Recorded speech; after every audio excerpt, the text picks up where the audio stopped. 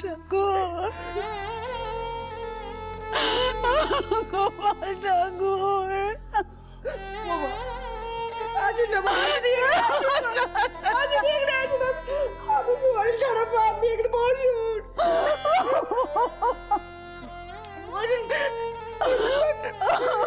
ও concha, এতে সঙ্গে দেখতে হলো, এর আগে মরে গেলুম নি কেন, আমি মরে গেলুম নি কেন?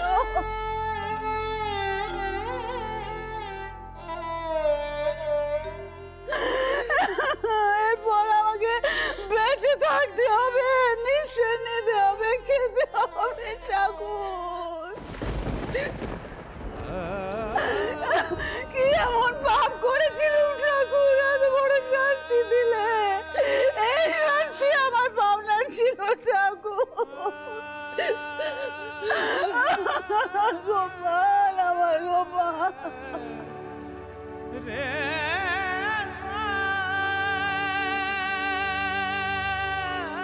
শোনো মিলু, দাদু ভাইয়ের কাজ তো এখনো শুরু হয়নি কো। আমি তোমাদের সকলকে একটা কথা বলতে চাই, যেটা তোমাদের গিন্নিমাকেও এখন আমি বলিনি কো।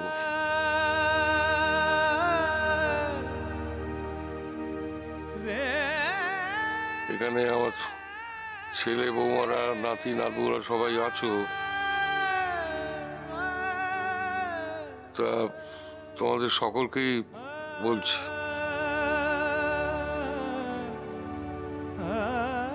সেটা হচ্ছে এই দাদু ভাইয়ের কাজ শেষ হয়ে গেলে আমি এই সংসার ত্যাগ করব।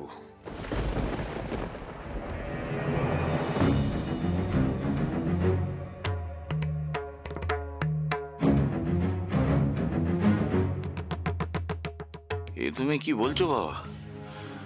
এরকম বিপদের দিনে তোমাদের দেখেই তো আমরা মনে জোর পাবো, ভরসা পাবো, এর থেকে কি করে উদ্ধার পাবো সেটা ভাবার চিন্তা করব। তোমরা যদি এইরকম কথা বলো তো আমরা কোথায়, কার কাছে যাই বলো দেখিনি?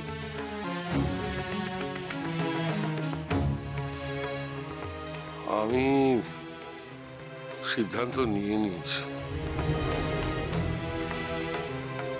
তা তোমরা সবাই তোমাদের গিন্নিমাকে একটু দেখো, কারণ এমনি টাকা পয়সার কোনো অসুবিধা হবে না কো, কিন্তু ওই একটু একটু যত্নাত্তিক করো।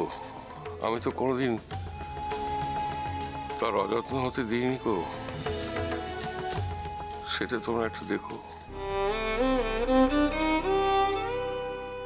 আসলে কি হয়েছে জানো, দাদু ভাই চলে যাওয়ার পর আর আমি আমি অনেক অনেক অনেক চেষ্টা করছি জানো, অনেক চেষ্টা করছি মনটাকে মানাতে, কিন্তু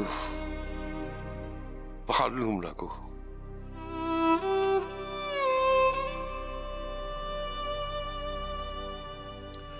মনটাকে কিছুতেই মানাতে পারলুম না গো। আমার কেন জানি না মনে হচ্ছে যে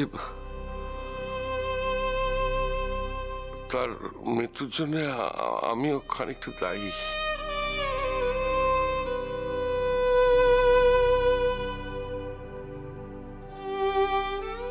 আপনি দায়ী করতে যাবেন কেন বাবা? আপনি তো কিছু জানতেনই না। যে দায়ী সে তো ওই যে ওইখানে দাঁড়িয়ে আছে সাদা শাড়ি পরে।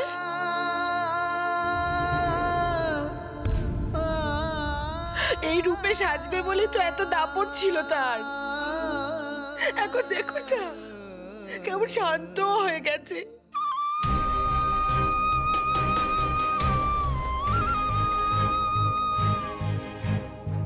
আপনি কেন শুধু শুধু নিজেকে দায়ী করছেন বাবা? কেন করছেন? কারণ আমি জানি ভুলটা আমি কোথায় করেছি, আর সেই জন্যই আমি নিজেকেই দায়ী করছি। ওকে তো এই সংসারে একদিন আমি এনেছিলাম কিনা।